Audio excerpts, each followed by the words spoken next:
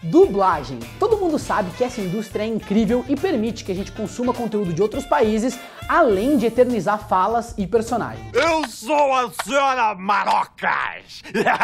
O Brasil, inclusive, tem alguns dos melhores dubladores do mundo. Mas como dublar é o processo de adaptar algo para outro idioma, é claro que algumas escolhas acabam sendo bem polêmicas. Estou sentindo uma treta! A dublagem da animação Desencanto chamou a atenção por usar memes, brincadeiras e até conteúdos que não estavam no material original. Ah, morre, diabo! Ah, morre, diabo! Essa escolha agradou muitos fãs e deixou alguns outros bem irritados. Mas a verdade é que isso não começou nessa nova série do criador dos Simpsons. Nesse vídeo a gente vai voltar um pouco para analisar a adaptação cultural nas dublagens e entender os erros e acertos das polêmicas dublagens modernas, quando os memes invadiram de vez. Eu sou o Rolandinho e seja bem-vindo a mais um vídeo do Pipocando, hoje sobre dublagem.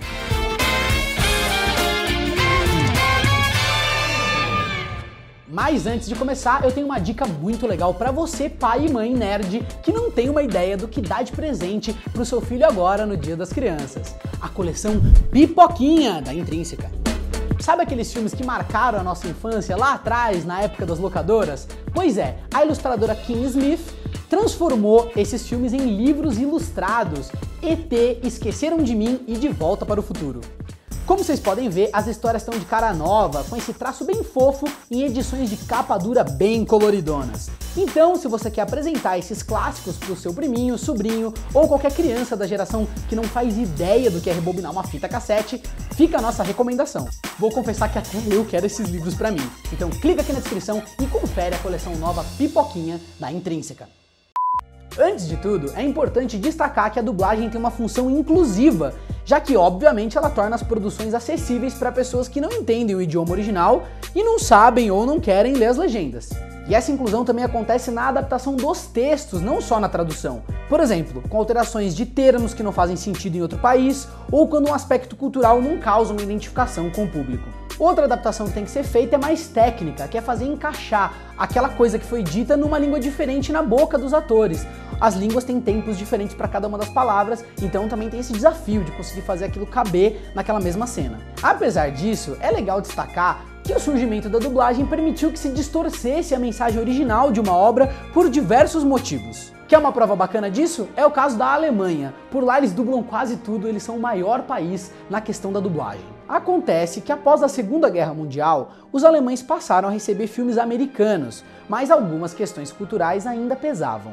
Por exemplo, o clássico Casablanca, que só chegou lá em 1952, teve todas as menções ao nazismo retiradas na adaptação, porque a gravidade daqueles acontecimentos ainda era muito recente para os alemães. Só em 1975 que eles receberam uma versão dublada um pouco mais fiel à original. Mas como essa não era a realidade do Brasil, as adaptações por aqui aconteceram sempre para facilitar o entendimento do público. Provavelmente o exemplo mais famoso é do fenômeno Chaves.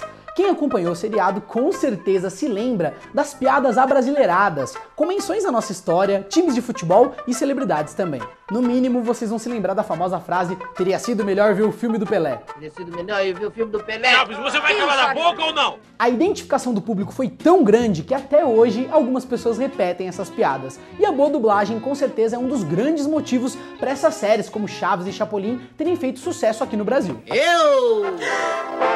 O Chapolin Colorado! Não contavam com minha astúcia.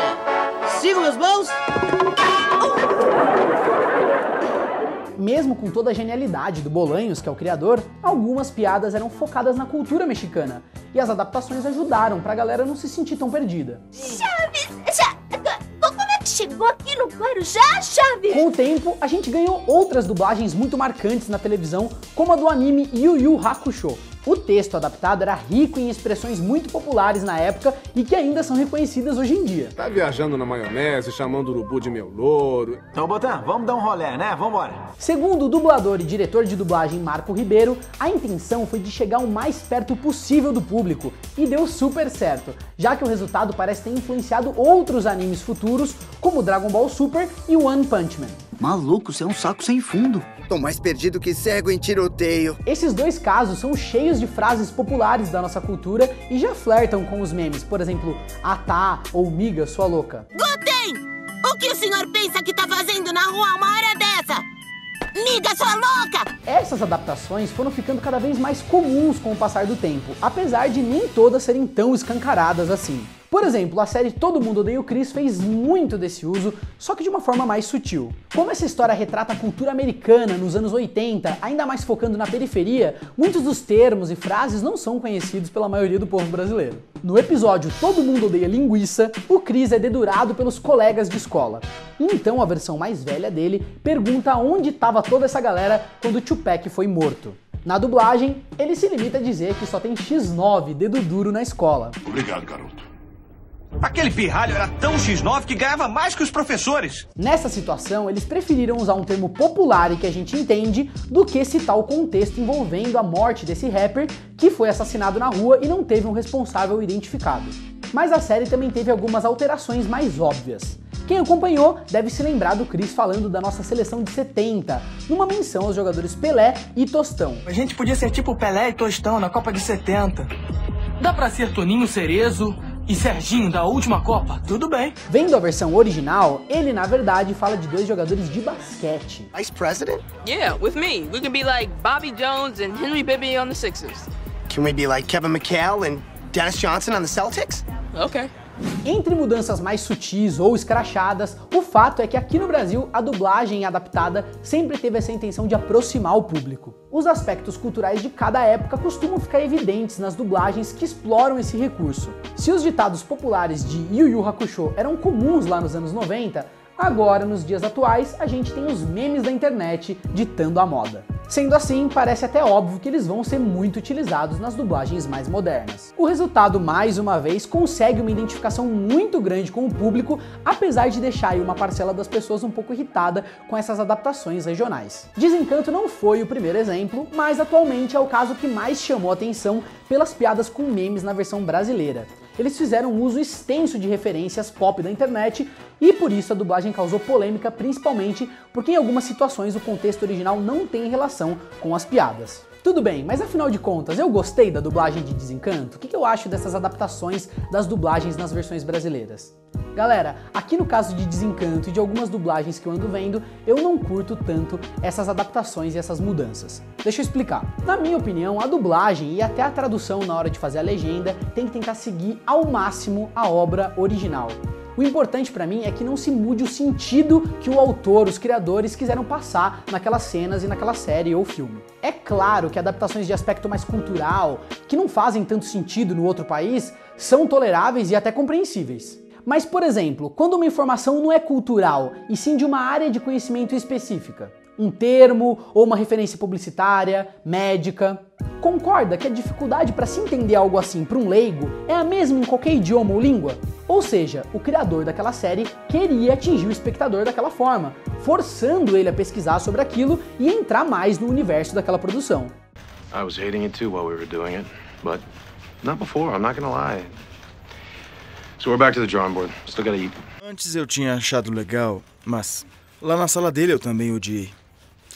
Vamos voltar à estaca zero, vamos comer. Aí, a equipe de dublagem altera essa fala na intenção de tornar a coisa um pouco mais fácil de ser compreendida e acaba tomando uma liberdade grande demais, alterando assim o sentido daquela obra. Vamos ver outro caso. Quando se altera uma piada que já existe para tentar localizar melhor num novo idioma, tudo bem. Mas o problema é adicionar uma piada num momento que não existia o humor.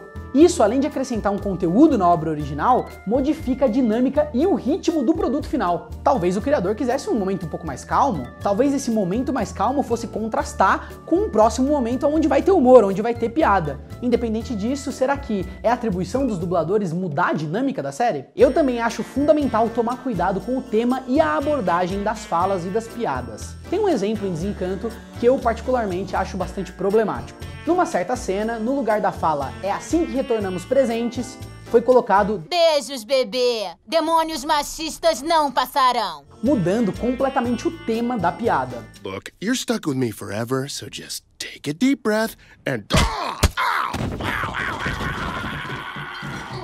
And that, my friend, is how one returns a gift. Desencanto é uma série que toca no assunto feminismo e os autores desenvolvem esse tema de uma forma particular, com nuances que constroem uma personagem feminina diferente e complexa. Tomar a liberdade de fazer uma piada sobre esse tema, ainda mais de uma forma tão explícita e sem tanta profundidade, acaba mudando totalmente o discurso que a série queria transmitir. De qualquer forma, os memes parecem ganhar cada vez mais presença na dublagem brasileira e, polêmicas à parte, têm conquistado sim uma boa recepção.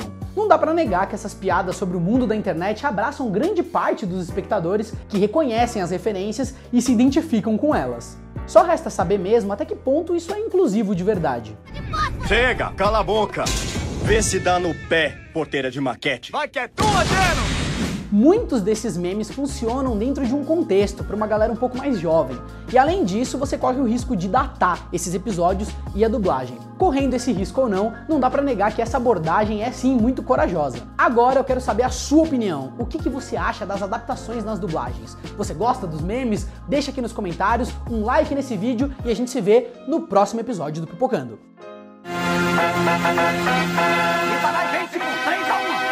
Ah, que maravilha! Ele fez igual o Guga, vocês viram?